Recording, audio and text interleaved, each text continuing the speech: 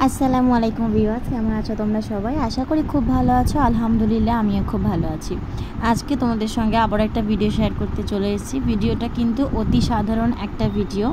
আমি তবুও একটু নতুনভাবে কিছু করার চেষ্টা করলাম আর একটু নিয়ম রক্ষা করলাম। আমি আজকে বাড়িতে রাত্রেবেলা বেগুনি বানিয়েছিলাম, একেবারে দোকানের মতো মুচমুচে টেস্টি বেগুনি।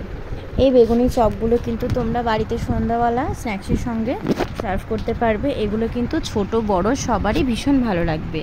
খুব অল্প উপকরণেই কিন্তু এটা হয়ে যাবে। আমি এখানে দেখছো প্রথমেই একটা গোল বেগুন নিয়েছি। বেগুনটাকে একটু পাতলা পাতলা করে কেটে নিয়েছি। বেগুনটা একটু পাতলা করে কাটলেই ভালো হবে। আর আলাদা একটা মিক্সিং বোলে আমি একটু বেসন আর স্বাদ মতো নুন, একটু বেকিং পাউডার আর এখানে দিয়ে দিয়েছি একটু হলুদ। এই সব কিছু খুব ভালো করে মেখে অনেকক্ষণ ধরে কিন্তু ফেটিয়ে নিতে হবে। যতটা পরিমাণ ভালো করে ফেটিয়ে নিতে পারবে ততটাই কিন্তু এই বেগুনটা ফুলে উঠবে। অনেকক্ষণ ধরে কিন্তু বেগুনিটাকে ফোলানোর জন্য এই বেসনটা ফেটিয়ে নিয়েছি। খুব ভালো করে এটাকে মাখতে হবে যাতে এর মধ্যে বেসনের ডালাগুলো না থেকে যায়। বেশ কিছুক্ষণ ধরে এটাকে আমি খুব ভালো করে মেখে নিয়েছি। যদিও একটু পাতলা হয়ে গেছিলো, আমি পরের বার যখন প্রথমবার বেগুনিটা তেলে দিয়েছিলাম তখন বুঝতে পেরেছিলাম যে বেসনটা একটু পাতলা হয়েছে। পরে এখানে একটু কর্নফ্লাওয়ার অ্যাড করে নিয়েছিলাম। তোমাদের কাছে কর্নফ্লাওয়ার না থাকলে চালের গুঁড়ো ব্যবহার করতে পারো। বেগুনি চপ কিংবা পেঁয়াজি যাই কিছু তোমরা বানাও না কেন, তার সঙ্গে যদি একটু চালের গুঁড়ো মিশিয়ে নাও আর সেটা কিন্তু খুব সুন্দর মুচমুচে খেতে হয়, একেবারে ভীষণ মুচমুচে, একেবারে ক্রিস্পি হয়। আমার এখানে কিন্তু বেসনটা মাখা প্রায় হয়ে এসেছে। আমি তোমাদের সঙ্গে ভিডিওটা শেয়ার করছি আর আমার ভিডিওটা অবশ্যই তোমরা দেখবে আর লাইক করবে। প্রত্যেকবারের মতো আজকের ভিডিওটা আমি তোমাদের সঙ্গে শেয়ার করছি আর তোমাদেরকে বলছি অবশ্যই আমাকে সাপোর্ট করো তোমরা। তোমাদের সাপোর্টের, তোমাদের দোয়ার আমার অনেক অনেক বেশি প্রয়োজন।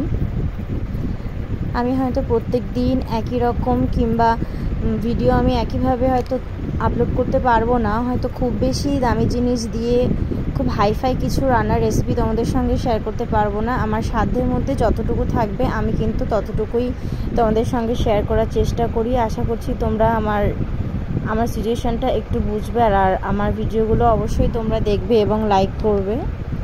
আমার এখানে প্রথমেই বেগুনিটা দিয়ে দিয়েছি। দেখো, যখনই বেগুনিটা দেওয়ার পরে বেসনটা চারিদিকে ছড়িয়ে গিয়েছিল, আমি কিন্তু বুঝতে পেরেছি যে বেসনটা একটু পাতলা হয়ে গেছে।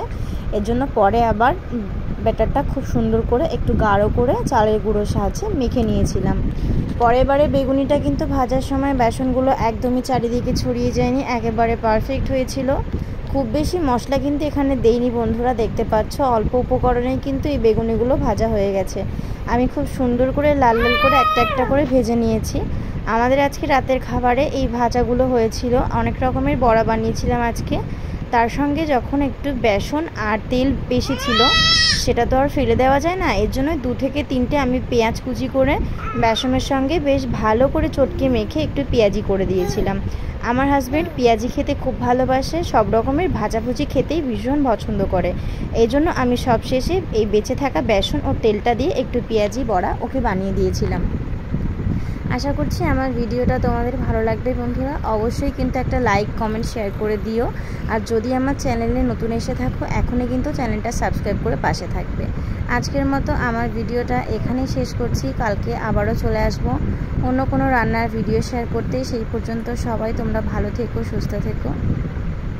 আর আমার ছেলের জন্য তোমরা অনেক অনেক দোয়া করো, তোমাদের কাছে আমি আশা রাখি। এখানেই শেষ করছি বন্ধুরা। আল্লাহ হাফিজ।